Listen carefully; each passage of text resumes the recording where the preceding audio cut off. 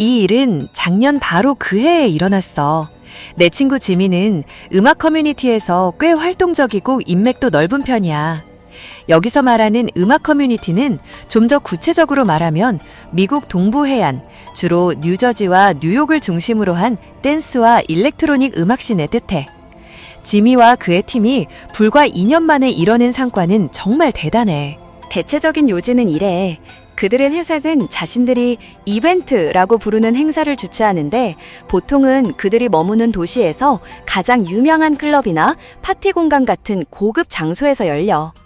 그런 다음 외부에서 아티스트를 섭외하는데 그 아티스트는 보통 매우 잘 알려져 있거나 거의 유명인 수준의 DJ야. 나는 그 씬에 깊이 관여하거나 관심이 많은 편은 아니라서 누가 공연했는지는 정확히 모르겠지만 정말 유명한 이름들이 포함되어 있었다는 건 말할 수 있어. 이제 배경 얘기는 그만하고 본론으로 들어갈게. 짐이랑 나는 아주 오래된 친구야. 20년이 훨씬 넘었지. 거의 평생을 알고 지냈고 대부분의 시간 동안 그는 내 가장 친한 친구였어.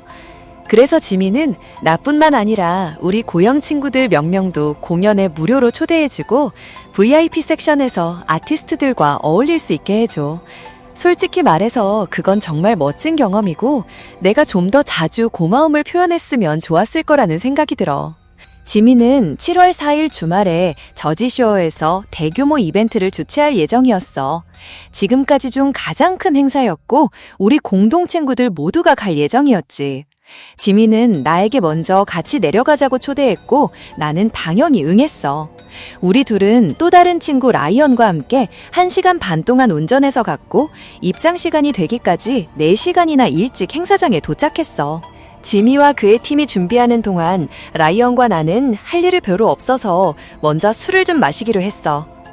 지미와 그의 팀은 행사장에서 원하는 만큼 무료로 술을 마실 수 있었고 라이언과 나는 그걸 제대로 활용했지.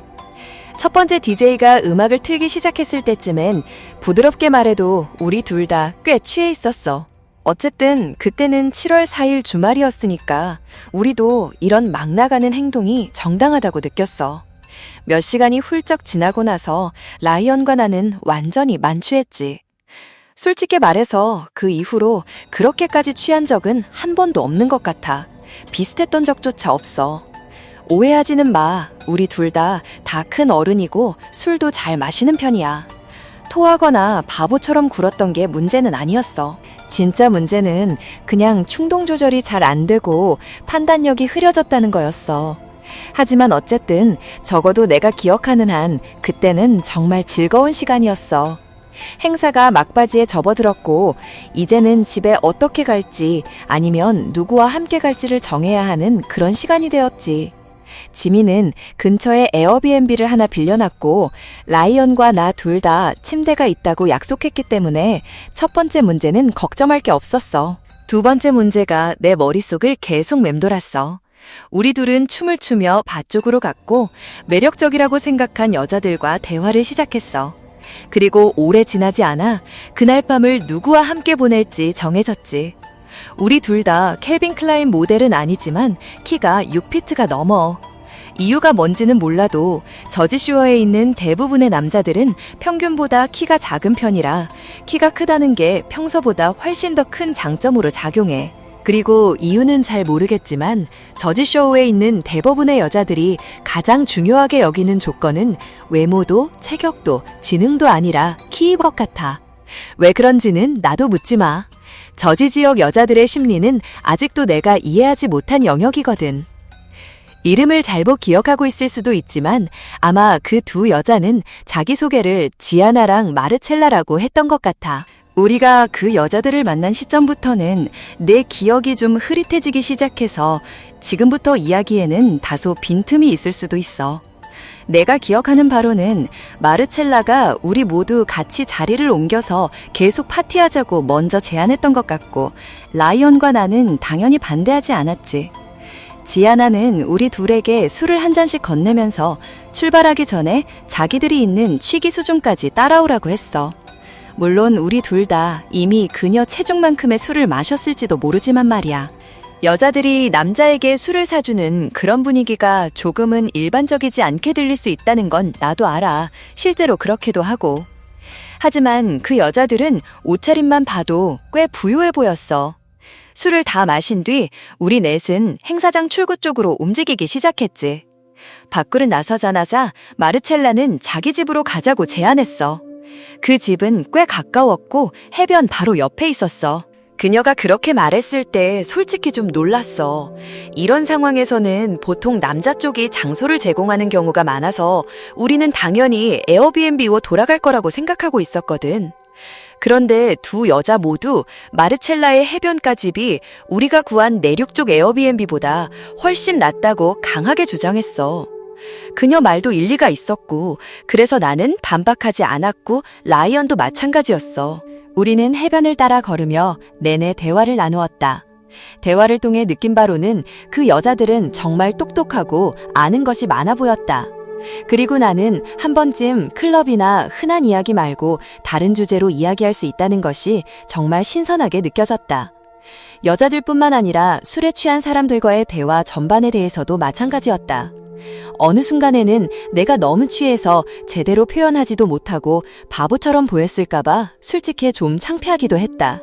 그때 나는 15분 전보다 내가 더 취한 상태라는 것을 깨달았다. 하지만 그건 내가 익숙하게 느껴오던 취기가 아니었다. 내 몸이 내 무게 아래에서 녹아내리는 듯한 기분이었고 당장이라도 통제할 수 없이 무너져 버릴 것 같았다. 다리는 힘이 없었고 말이 되지는 않겠지만 마치 종이로 만든 것처럼 느껴졌다. 팔다리, 입, 심지어 눈까지 움직이는 것이 점점 더 힘들어졌고 손끝과 발끝이 약간 마비되는 듯한 순간도 있었다. 하지만 그 느낌이 솟구친 만큼 빠르게 사라지더니 적어도 당분간은 다시 평소에 취한 상태로 돌아왔다. 바로 그때 우리는 해변가의 집에 도착했다. 정말 말도 안 될 정도였다. 내가 너무 취해서 과장하는 걸 수도 있지만 마치 내가 상상하던 프로 운동선수의 해변 별장 같았다. 우리는 안으로 들어갔고 신발을 벗은 후 아마도 거실일 것 같은 공간에 들어섰다. 내가 아마도라고 말한 이유는 그 안의 화려함이 내가 평소에 익숙한 것과는 너무도 달랐기 때문이다. 장식적이면서도 어딘가 미니멀한 느낌이었다. 그 두 표현은 사실 서로 반대인데도 말이다. 진짜로 받침대 위에 조각상들이 놓여 있었지만 전혀 복잡하거나 과하게 과시하는 느낌은 아니었다. 전시된 모든 것들이 마치 벽과 하나로 어우러져 그 방의 연장선처럼 느껴졌다. 사진이라도 찍을 정신이 있었으면 좋았겠지만 다시 말해 내 정신은 딴 데가 있었다. 라이언도 그랬던 것 같다. 집에 들어온 지 15분도 채 안 되어 그와 마르첼라는 그 복잡한 집 어딘가로 사라져버렸고 나는 지아나와 단둘이 남게 되었다. 그녀는 몸을 기울여 나에게 키스하려 했다. 그리고 내가 기억하는 마지막 장면은 그녀가 나에게 키스했다는 것이 아니라 키스를 하려고 몸을 기울이던 순간이다. 그 지점부터 모든 기억이 끊긴다. 다시 어지럽다거나 술을 더 마셨다거나 다른 무언가를 했던 기억은 없다. 하지만 몇 시간에 걸친 커다란 기억의 공백이 있고 아무리 애를 써도 떠오르지 않는다. 이상한 건 내가 정신을 잃은 건 아니라는 걸 안다는 점이다. 내 휴대폰에는 내가 보낸 문자들이 남아있어서 그 시간 동안 내가 여전히 의식이 있었다는 걸 증명해준다. 디지털 증거는 내가 분명히 정신이 있었다는 것을 보여주지만 그 시간 동안의 기억은 단 한 조각도 떠오르지 않는다. 그리고 내가 단순히 술 때문에 필름이 끊긴 거라고 말하려 한다면 이번엔 달랐다. 나는 거의 필름이 끊기는 일이 없지만 그런 적이 있었던 밤들에도 여기저기 흩어진 조각 같은 기억들은 남아있어서 적어도 사건들을 이어서 하나의 흐름으로 재구성할 수는 있었다. 게다가 그때들보다 그날 밤은 덜 취했으니 일반적인 필름 끊김 현상으로는 이번 일을 설명하기 어렵다고 생각하는 또 하나의 이유가 된다. 게다가 라이언도 거의 같은 시간에 똑같은 일을 겪었는데 이건 우연이라고 보기엔 너무 특정한 상황이었다. 내가 다음으로 기억하는 장면은 이것이다. 태양이 머리 바로 위에 떠 있는 상태로 그 행사가 열렸던 장소에서 1시간 이상 떨어진 어느 낯선 덤불 속에서 눈을 떴다는 것이다. 하지만 그때는 내가 어디에 있는지도 몰랐다. 왜냐하면 휴대폰이 주머니에 없었기 때문이다. 사실 주머니엔 아무것도 들어있지 않았다. 지갑도 열쇠도 모두 사라져 있었다. 하지만 더 충격적인 건 애초에 그 주머니가 내 옷의 주머니조차 아니었다는 것이었다. 나는 다른 사람의 옷을 입고 있었고 그 옷은 라이언의 것도 아니었다. 완전히 낯선 사람의 옷이었다. 내 소지품 중 유일하게 남아있던 것은 신발뿐이었고 그마저도 엉망이었다. 두 짝 모두 신발끈이 빠져 있었고 흠뻑 젖어 있었다. 머리는 지끈거렸고 마치 마취에서 막 깨어난 것처럼 모든 것이 혼란스러웠다. 나는 바로 일어나지도 못하고 그냥 하늘을 바라보며 내가 어디에 있는 건지 이해하려 애썼다.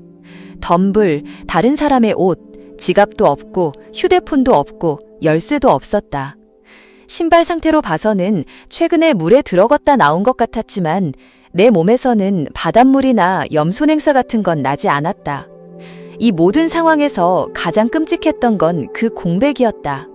나는 진심으로 지아나가 떠난 이후의 일은 아무것도 기억나지 않았다. 아까도 말했듯이 그때부터 공포가 서서히 밀려오기 시작했다. 단순히 숙취 때문이 아니라 정말로 무서웠다. 내가 어떻게 거기까지 오게 되었는지 전혀 알 수 없었다. 혹시 누군가와 싸움을 벌였거나 차 사고라도 낸 건 아닐까? 누군가 나에게 약이라도 먹인 건 아닐까? 지난 10시간 동안의 기억이 단 하나도 없었다. 나는 일어서서 주변을 둘러보았지만 어디 하나 눈에 띄는 랜드마크조차 없었다. 해변 마을처럼 보이지도 않았고 그 사실이 더욱 나를 두렵게 했다. 앞쪽 도로는 계속해서 나무들 사이로 굽어 있었고 길 건너편 몇백 피트쯤 떨어진 곳에 세븐일레븐이 하나 보였다. 눈에 보이는 건 그것뿐이어서 나는 곧장 그쪽으로 향했다. 나는 계산대 뒤에 있던 남자에게 내 휴대폰이 도난당했다며 그의 전화를 잠깐 쓸 수 있냐고 물었다. 그는 잠시 나를 바라보며 내가 사기를 치려는 건 아닌지 머릿속으로 따져보는 듯 했다. 그러자 그는 휴대전화를 계산대 위로 밀어주었다. 가장 먼저 떠오른 번호는 내 여동생의 번호였다. 부모님 번호를 제외하고 내가 아직도 외우고 있는 유일한 번호였고 부모님께 전화하는 건 절대 불가능했다. 여동생은 바로 전화를 받았고 나는 최대한 상황을 설명하려고 했었다. 결국 그녀는 라이언의 번호를 알려줬고 나는 그 번호로 여러 번 전화를 걸었지만 연결되지 않았다. 그때부터 나에게 일어난 일이 라이언에게도 일어난 건 아닐까 하는 생각이 들기 시작했다. 약에 당하고 털리고 1시간 떨어진 아무 덤불에 버려진 건 아닐까? 나는 막 경찰에 전화를 걸려던 참이었는데 이게 웬일인가? 라이언이 똑같은 세븐일레븐으로 걸어 들어오는 것이었다. 우리는 잠시 서로를 바라보다가 인사를 나눴다. 그리고 그는 자신이 겪은 일을 이야기해 주었고 예상했겠지만 거의 똑같은 이야기였다. 정말 소름 끼치도록. 그걸로 우리는 확신하게 되었다. 우리는 경찰에 전화를 걸었고 세븐일레븐 직원에게 진심으로 감사 인사를 전했다. 몇 분 후 우리는 가게 밖에서 경찰에게 우리 이야기를 들려주고 있었다. 인정할 만한 건 처음엔 경찰이 우리가 말하는 모든 걸 진지하게 들어줬다는 점이다. 하지만 우리가 말을 이어갈수록 그들의 질문은 점점 바뀌기 시작했다. 정말로 술을 너무 많이 마신 건 아니라고 확신하나요? 혹시 우리가 어딘가를 헤매다가 쓰러진 건 아닐까요? 그들은 대놓고 우리를 의심하는 건 아니었지만 뭔가 범죄가 일어났다고 완전히 믿는 것도 아닌 게 분명했다. 나는 우리가 술에 취해 도보로 1시간 거리의 마을까지 걸어갔다는 건 말이 안 된다고 말했다. 그리고 그 말이 그들 마음에 들지 않았던 것 같았다. 나는 여동생의 전화번호를 알려주며 그녀에게 연락해달라고 부탁했다. 여동생은 이미 내 아이폰 찾기로 내 휴대폰 위치를 추적하고 있었다. 우리 모두가 놀란 건 내 휴대폰이 차로 몇 분 거리의 주차장 한가운데에 찍히고 있었던 것이다. 경찰은 우리를 그곳까지 데려가기로 했고 실제로 도착해보니 2대의 휴대폰이 나란히 바닥에 놓여 있었다. 휴대폰을 되찾은 건 분명 반가운 일이었지만 그 일은 오히려 우리가 단순히 술에 취했을 뿐이라는 경찰의 추측을 더 확신하게 만드는 계기가 되었다. 그들은 아마 우리가 도둑을 맞은 것도 아니고 휴대폰을 잃어버린 것처럼 지갑도 그냥 잃어버렸을 가능성이 크다고 말하기 시작했다. 우리는 마르첼라가 우리를 데려갔던 집, 그녀가 자기 집이라고 주장했던 그곳을 확인해달라고 경찰을 설득하려 했지만 그들은 들으려 하지 않았다. 경찰은 우리가 단지 너무 취해서 기억을 제대로 못하는 거라고 말했다. 그들 중 한 명은 이렇게까지 말했다. 생각보다 이런 일 자주 있어요. 그러고 나서 그들은 명함을 주며 혹시라도 기억나는 게 있으면 연락하라고 말했다. 도와줄 의사가 있는 다른 경찰에게조차 우리를 연결해 주려 하지 않는 그들의 태도는 정말 충격적일 정도로 미온적이었다. 휴대폰 배터리가 아직 남아있으니 알아서 집에 가라고 말하고는 그냥 우리를 그 자리에 두고 떠나버렸다. 그들이 떠난 뒤 나는 처음으로 휴대폰을 확인했는데 상황은 더 이상하게 흘러갔다. 내가 보낸 문자들이 지미, 부모님, 몇몇 직장 동료들, 심지어 요즘 연락하던 여자들에게까지 여러 사람에게 보내져 있었다. 전부 평범해 보이는 내용들이었고 마치 내가 차분하고 또렷한 상태에서 보냈을 법한 말들이었다. 문자들의 어투도 분명히 평소에 나 같았다. 하지만 흐름 전체를 놓고 보면 전혀 말이 되지 않는 것들이었다. 지미에게 보낸 문자 하나는 그날 행사에 대해 고마움을 전하면서 우리가 친구 집에서 묵었다고 쓰여 있었다. 아버지에게 보낸 문자에는 우리가 안전하며 잘 곳으로 소파를 찾았다고 적혀 있었다. 또 연락을 주고받던 여자에게 보낸 문자에는 그냥 집에서 쉬면서 그녀를 생각하고 있다는 평범한 내용이 담겨 있었다. 그 어떤 문자도 말이 되지 않았고 대부분 서로 모순되는 내용들이었다. 나는 지미에게서 부재중 전화와 문자 메시지가 엄청나게 많이 와 있다는 걸 깨닫고 그에게 전화를 걸었다. 그는 내 전화를 받고 안도한 듯한 목소리로 라이언과 내가 죽은 줄 알았다고 말했다. 그리고 거기 그대로 있으라며 자기가 데리러 오겠다고 했다. 그동안 라이언과 나는 모든 카드들을 정지시켰는데 흥미없게도 몇 시간 동안 그 여자들의 손에 있었을 가능성이 높은데도 어떤 카드도 사용된 흔적은 없었다. 집으로 돌아가는 내내 우리는 무슨 일이 있었는지에 대해 끊임없이 이야기했다. 그 어떤 것도 말이 되지 않았다. 그래, 우리는 약에 당한 게 분명했다. 그건 확실했다. 하지만 그것만으로는 모든 걸 설명할 수 없었다. 우선 나는 그런 식의 필름 끊김을 유발하는 약물이 있다는 걸 들어본 적이 없다. 내가 읽은 모든 정보에 따르면 그런 약은 그냥 잠들게 할 뿐이라고 되어 있었다. 그런데도 나는 문자들이 증명하듯 분명히 의식이 있었다. 게다가 왜 2명의 낯선 남자를 털기 위해 그렇게까지 복잡한 일을 벌였을까? 그것도 신용카드를 한 번도 시도조차 안 해볼 거라면 더더욱 이해가 안 된다. 우리가 먼저 그 여자들에게 다가갔다는 점까지 생각하면 말이다. 그리고 장소도 너무 위험했다. 그들 자신의 집이었다면 위험했고 만약 그들이 침입한 집이었다면 그건 또 다른 의미로 똑같이 위험했다. 지미는 우리가 타깃이 된 거라고 생각했지만 방금 말했듯이 우리가 먼저 여자들에게 다가갔으니 타깃일 리가 없었다. 그리고 이 모든 이야기에는 우리가 어떻게, 왜 1시간이나 떨어진 낯선 마을에서 남의 옷을 입은 채 기적처럼 깨어났는지에 대한 설명조차 빠져 있다. 아무리 말도 안 되는 이야기처럼 들려도 라이언과 나는 혹시 장기가 적출된 건 아닐까 해서 몸에 절개 흔적이 있는지까지 확인해봤지만 아무것도 없었다. 지미는 아마 그 여자들이 우리에게 희귀한 마약을 먹인 게 아닐까 하고 말했는데 그 말도 그럴듯해 보였다. 하지만 누군가는 우리를 그 마을까지 데려갔고 또 다른 누군가는 그 여자들 말고 우리가 입은 옷을 바꿔치게 했다는 뜻이기도 했다. 우리는 결국 아무런 답을 얻지 못했지만 그렇다고 해서 그 일을 그냥 잊은 것도 아니었다. 라이언과 나는 결국 해안가로 다시 차를 몰고 돌아가 그 집을 찾아보기로 했다. 우리는 그 집이 해변에 있었던 만큼 산책로를 따라 걸으면 언젠가는 반드시 찾게 될 거라는 생각으로 기억을 더듬으며 최선을 다해 길을 따라 걸었다. 그리고 실제로 우리는 그 집을 찾아냈다. 우리는 둘이서 진입로를 따라 걸어가 초인종을 눌렀다.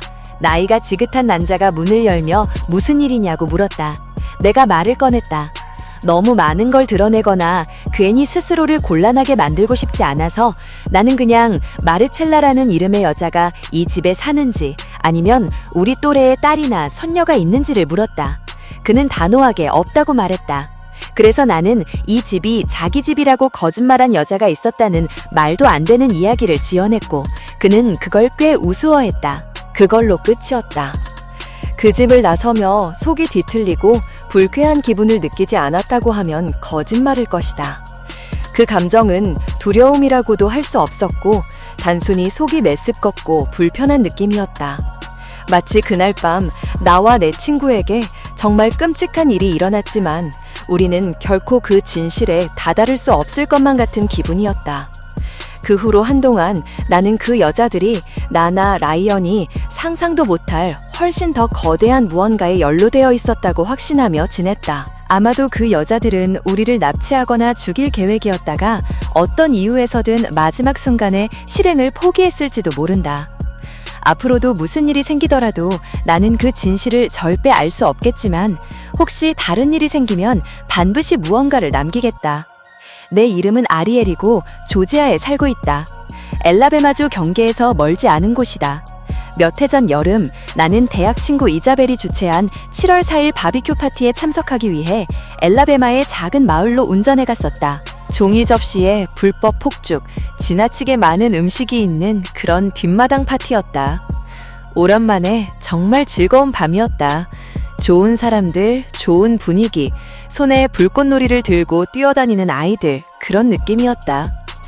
나는 10시가 조금 넘어서야 자리를 떠났는데 지금 생각해보면 그게 아마 첫 번째 실수였던 것 같다. 해가 지고 나면 그 지역은 정말 조용해진다. 집으로 돌아가는 데는 2시간 조금 넘게 걸릴 예정이었다. 대부분의 경로는 외진도로였는데 양옆에 울창한 나무들만 가득한 어두운 2차선 도로가 끝없이 이어졌다.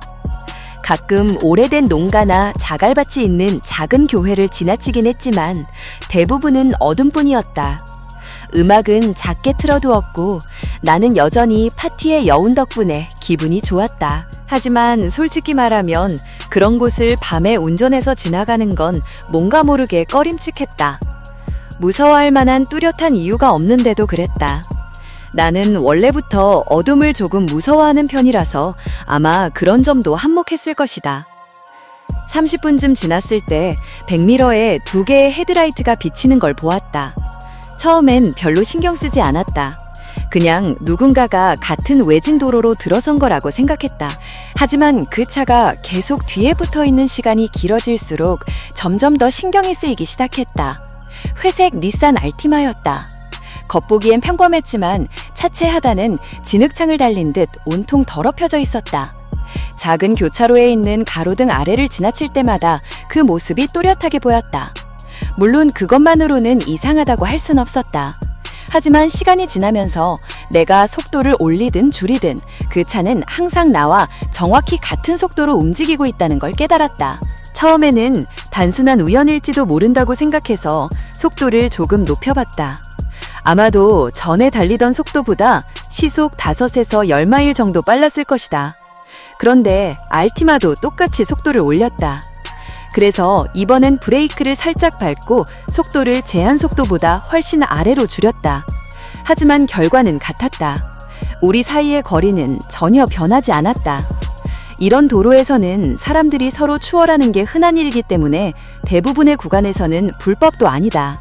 나는 2번 정도 살짝 오른쪽으로 차선을 옮겨서 만약 그들이 추월하고 싶다면 공간을 내주겠다는 의사를 분명히 보였다. 하지만 그들은 그렇게 하지 않았다. 여전히 6대에서 7대 정도 거리 뒤에서 정확히 같은 위치를 유지하고 있었다.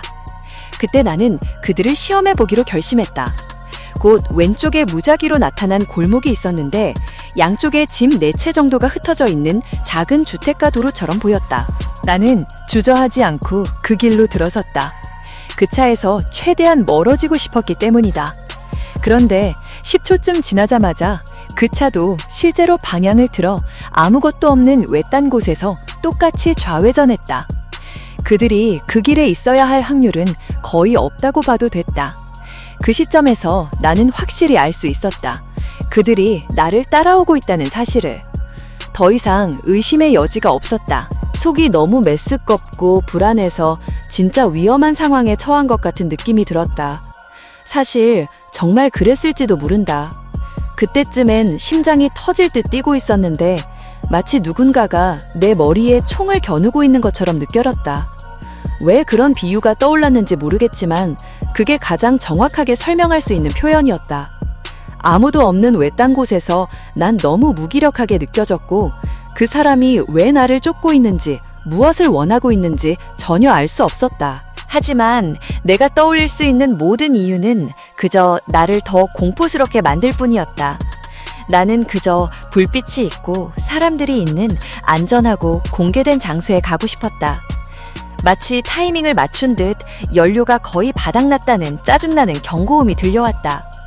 맹세컨대 그렇게 무력하게 느껴진 적은 처음이었다.